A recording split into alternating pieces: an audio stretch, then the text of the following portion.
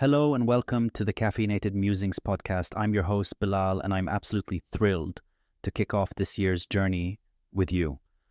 But before we dive in, let me wish you a happy new year 2025.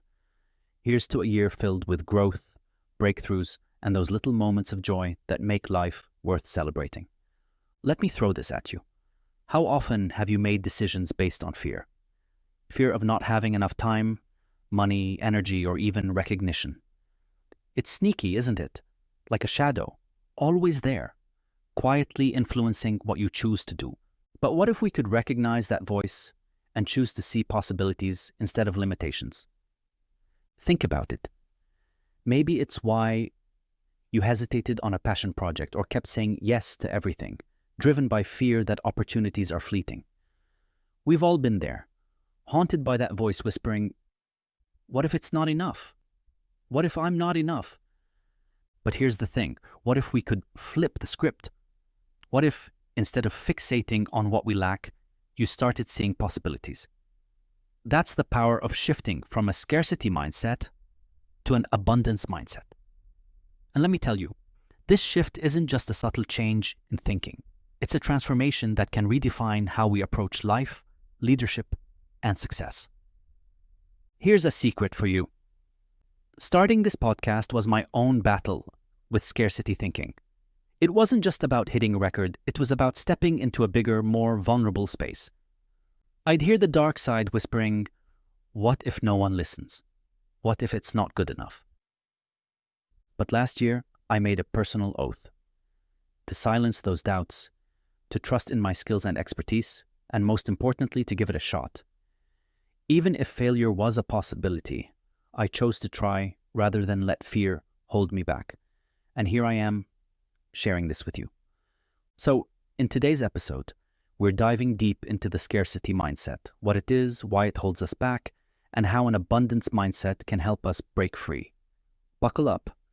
This is going to be an eye-opener.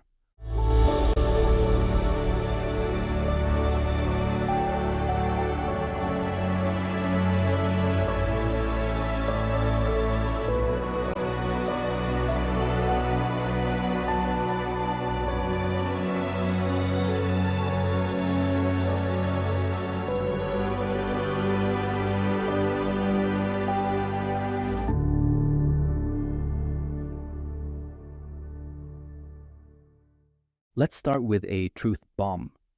The scarcity mindset doesn't just pop up out of nowhere. It's often planted early, watered by societal norms, and nurtured by our own fears. From a young age, we're taught to measure success by how much we achieve, earn, or win.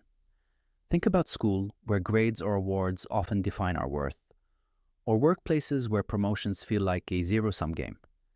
And if someone else is winning, well, that must mean there's less left for us. This mindset is subtly reinforced, making us feel like we're constantly in competition rather than collaboration. It's that voice urging us to cling to every opportunity out of fear, convincing us to overcommit and exhaust ourselves because saying no feels like losing something forever.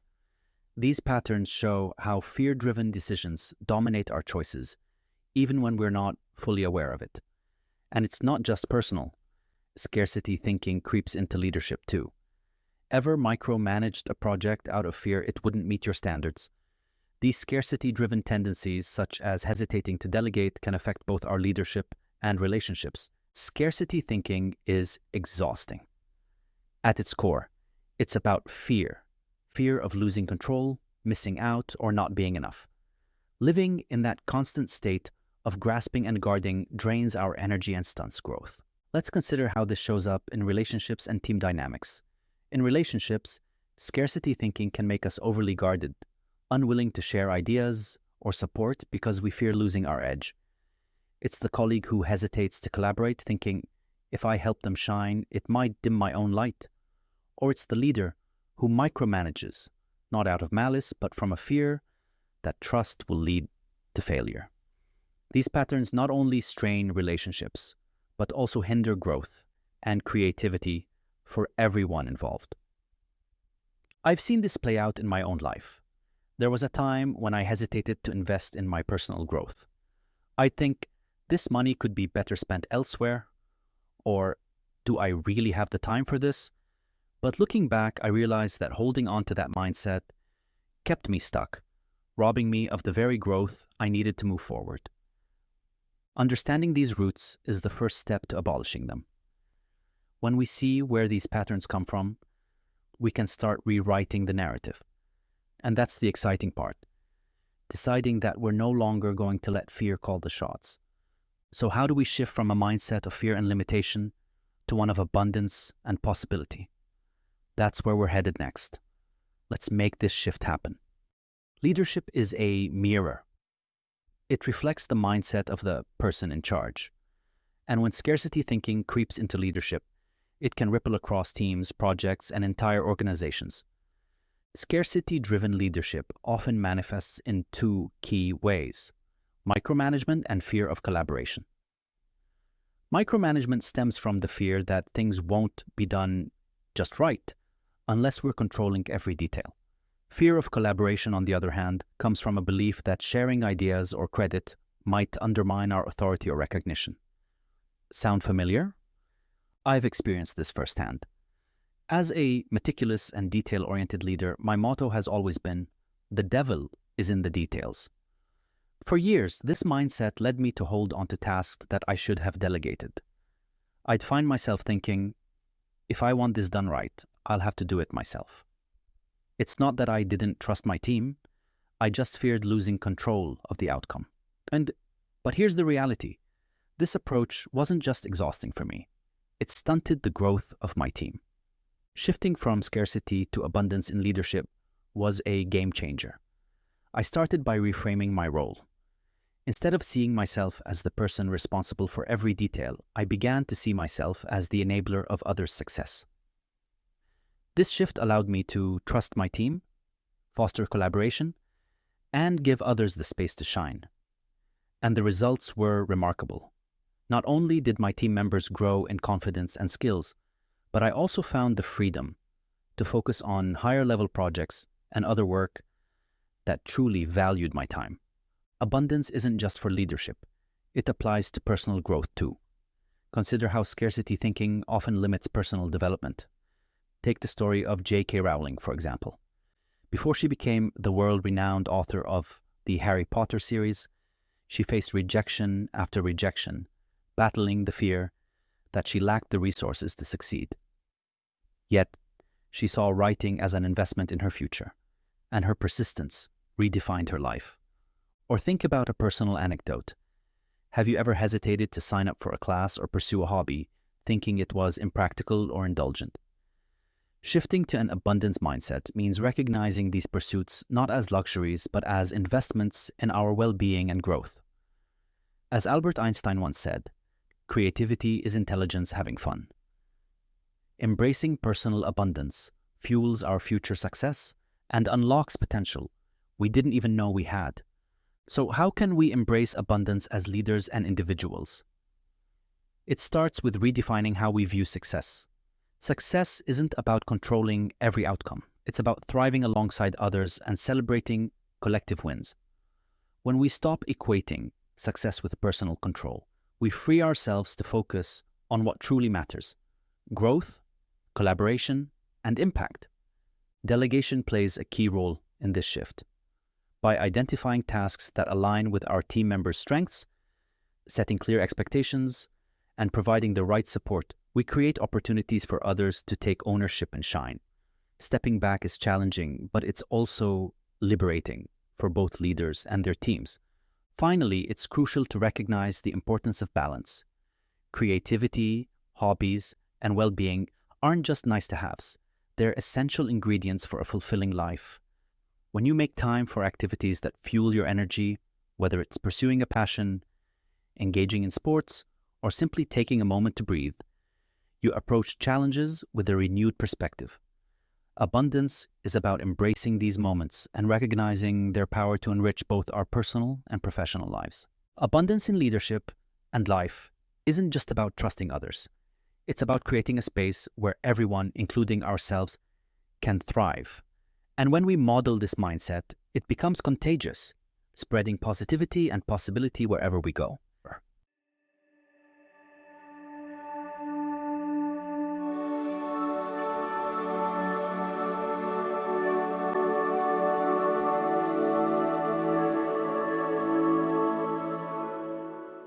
Shifting to an abundance mindset doesn't require a dramatic overhaul.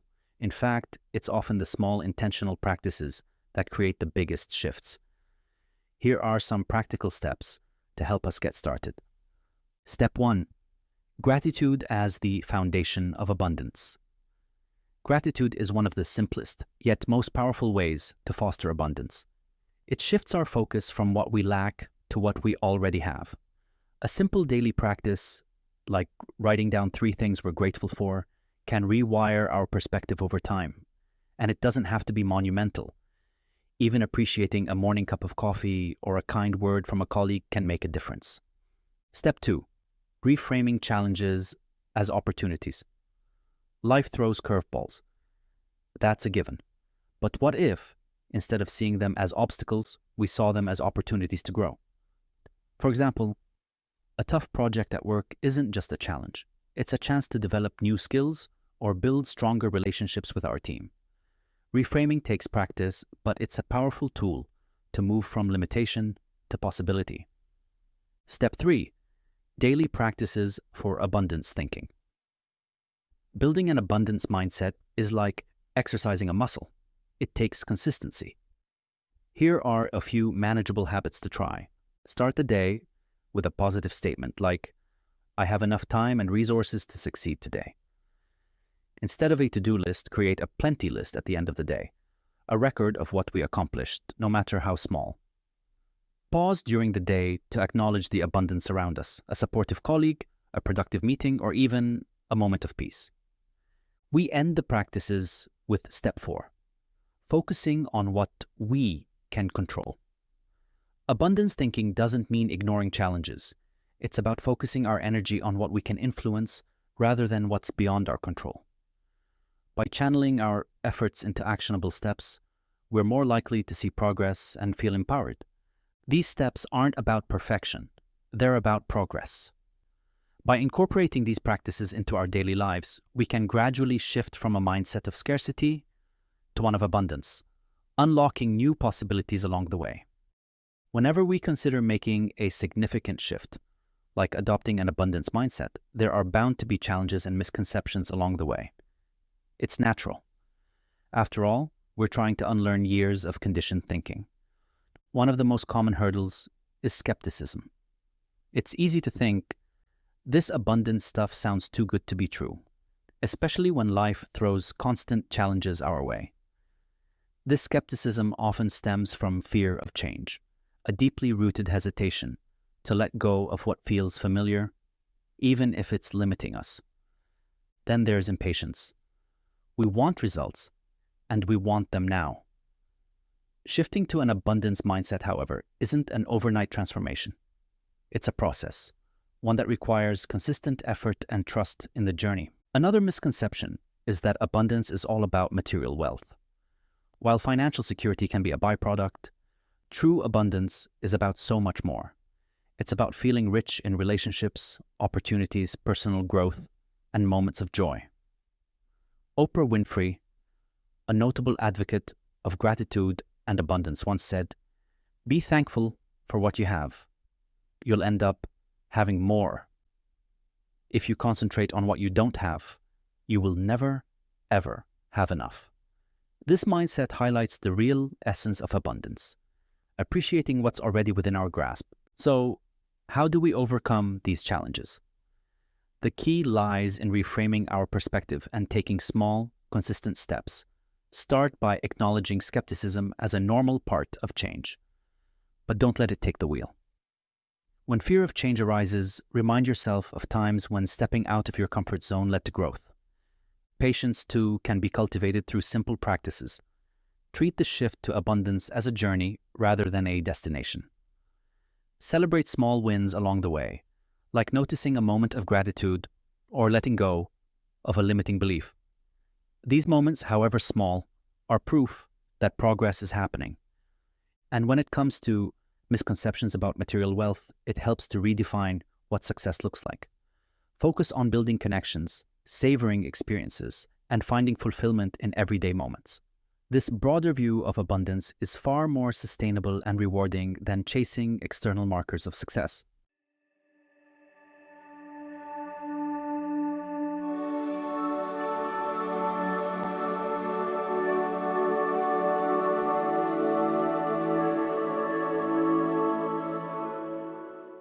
Abundance and mindfulness are two sides of the same coin. At its core, an abundance mindset thrives on presence, on being fully engaged in the here and now. After all, how can we appreciate what we have if we're too busy worrying about what we don't?